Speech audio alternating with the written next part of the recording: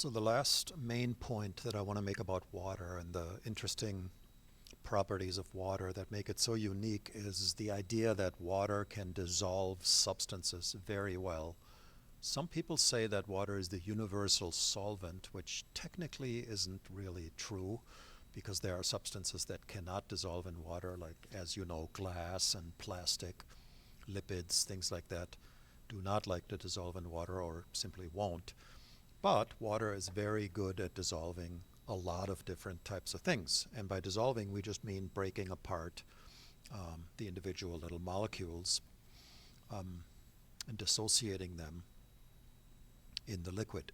So one of the types of substances that water can dissolve very well are ionic compounds. Sometimes we also call them salts in chemistry.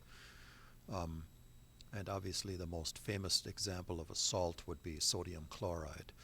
Now, if you know a little bit of chemistry, and even if you're a sophomore and you haven't had chemistry yet, you might know that sodium chloride is actually technically a sodium ion, which is a Na+, and a chloride ion, which is Cl-, sort of stuck together. And the reason they stick together so well is because the plus and the minus attract each other really, really well.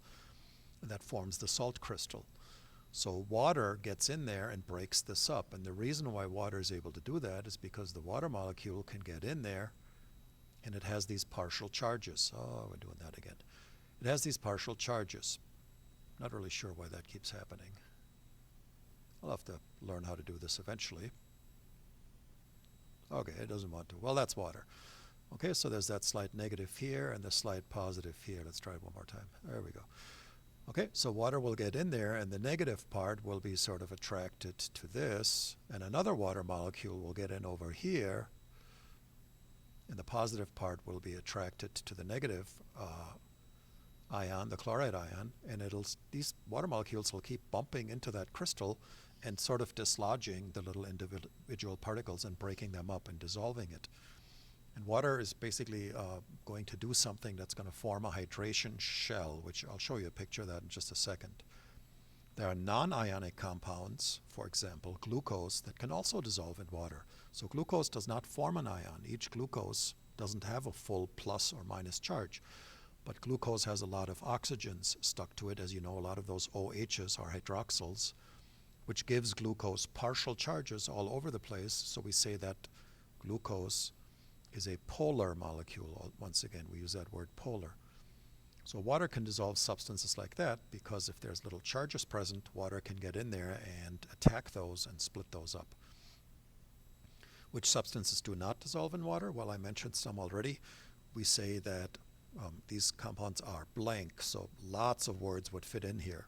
Insoluble, you could say. You could say these are covalent compounds. You could say that these are hydrophobic. You could say that they're nonpolar. Okay, so those are some of the main ones. We could say nonpolar, or we could say hydrophobic. These are terms you probably have run across before in the past. All right, so here's an example or a nice picture of this hydration shell that I'm talking about. So up here, we're talking about the concept of hydration shell. Okay, here's a picture of it. And it shows how the chloride ion is surrounded by water molecules where the tiny little positives sort of surround it and are stuck to it and will basically form this sphere around it to protect it, and that prevents it from sticking back to the salt crystal. So here's your salt crystal, the solid. And then here is a sodium ion, which is positive, and the tiny little negatives of the water will attack that and basically surround it and stick to it and form this coating around the sodium that prevents it from sticking back together. And the only way that these two are going to stick back together again is if the water will dry out. So if the water evaporates away and the water is all gone, then if there's no more water blocking anything, the Na and the Cl, the Na plus and the Cl minus can rejoin with each other.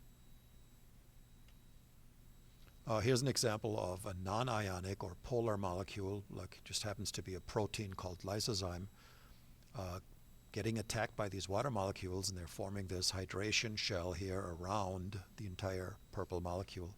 Where there's slight negatives on the molecule, the hydrogens will attack, and where there's slight positives, the slightly negative part of the oxygen will bind and form that sphere or shell around the molecule in order to dissolve it. So water can even dissolve large molecules like proteins.